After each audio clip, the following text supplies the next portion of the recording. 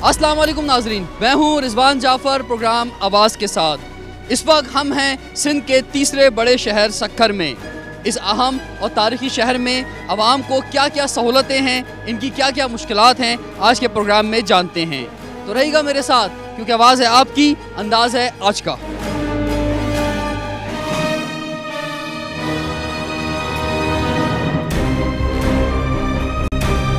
इस वक्त हम हैं तीर चौक पर। सर क्या कहते हैं, सक्खर के क्या मसाइल हैं? मुझे तो ये समझ नहीं आती कि आवाम के नाम पे आने वाली हुकूमत और इन लोगों ने तमाम ने उनको वोट दिए और आज हम उन मसाइल में कि रोटी कपड़ा और मकान के नाम पर आने वाली गवर्नमेंट रोटी कपड़ा और मकान से लोगों को महरूम कर दिया। यहाँ पे दरिया का पानी का हशर ये है कि एक गली में आ रहा है, दूसरी गली में 3-4 गलियाँ वो उसमें नहीं आ रहा है। जो पानी आ रहा है वो उसमें इतनी बदबू है कि नाली का गंदा पानी जो है उसमें मतलब आ रहा है। 50 मोटर लगेगी, किसी पे भी चलाने वाला पंप ड्राइवर नहीं है, सब मोटरें बंद पड़ी हुई हैं और जो है सब मैकेनिक मर गए। चलाएं कहाँ से मोटर? जब मोटर जले पड़ी है तो कहाँ से चलाएंगे? वो बनाने वाला कोई नहीं है, चलाने वाला कोई नहीं है, तो कहाँ से पानी आएगा लोगों के पास? सबसे बड़ा मसला जो है वो वपडा का है और पानी का है।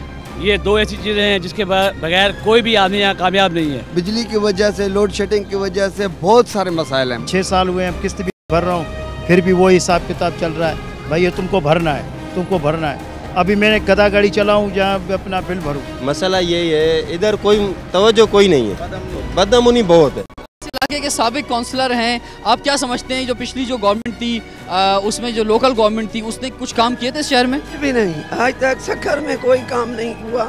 हमेशा सक्खर को पीछे रखा गया। आवाम भी भागी दौड़ी वोट देने के लिए निकलती है, गर्मी में सर्दी में निकलती है, लेकिन इनको इतना ख्याल नहीं आता कि जब इलेक्शन जीत जाते हैं हफ्ते इतवार दिन इनकी छुट्टी होती है, कौमी असेंबली की और MP की सिंध असेंबली की, कभी इन्होंने विजिट नहीं किया। वापडा ने हमारे को इतना परेशान कर दिया है कि कारोबार तबाह हो गया।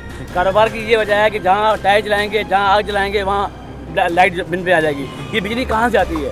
अगर आग जलाने से, टायर जलाने से या हंगामा करने से वापडा अगर बिजली आ जाती है, क्यों आ जाती है? सिंधीअ में शहरा शाह लतीफ़ जो त पाणीअ मथे झुपड़ा मूर्ख उञ मरन। हाणे असां सां उहो जेको आहे माना हशर आहे कि यहाँ पे पानी, हम दरिया के किनारे पे मतलब रहते हैं, इसके बावजूद भी जो है ना हमारे पास पानी नहीं है। सक्खर में सबसे बड़ा मसला तो ये अवामी मसला है। जो आवाम के मसाइल हैं वो तो हल हो नहीं रहे हैं। सबसे बड़ा मसला बिजली का, उसके बाद पीने का पानी, जो कि दरिया 40-50 गज के फासले के ऊपर दरिया है और उसके बावजूद पानी नहीं मिलता है। लाइनें बिछी हुई हैं, पानी की एक बूंद नहीं आती है। ये बताइए कि रोज़गार के मौके हैं यहाँ पे शहर में? मजदूर जो है बेचारा वो परेशान है। जैसे हम मजदूर परेशान है। मजदूर के मतलब सारा दिन अगर 300-400 रुपये उनको मिल जाए तो शुक्र है अल्लाह का, फिर अपना हिसाब चलता है। कभी है कभी नहीं है। कारोबार बिल्कुल तबाह हो गया सर। कारोबार, अगर आप कहें ना कारोबार है, कारोबार नहीं है। आप कारोबार की हालत ये देखें कि लोग परेशान है। महंगाई इतनी बढ़ गई है कि मतलब गरीब लोग खरीदने के लिए चीज़ जाते हैं तो मतलब वो अपनी पुरानी नहीं कर सकते हैं और नौकरियां नहीं मिल रही हैं। दूसरा सबसे बड़ा बंदरवाल का आप मसला देख लें कि सारे गरीबों को निकाल दिया गया है और चंद गिनी चुनी बिल्डिंगें आप देखें अपनी जगह पर मौजूद हैं, प्लाजे अपनी जगह पे मौजूद हैं। क्यों आखिर? आप लोग अपने लीडर्स के पास क्यों नहीं जाते? लीडर जब से जीते हैं तो यहाँ पे चक्कर ही नहीं लगाया, यहाँ आते ही नहीं।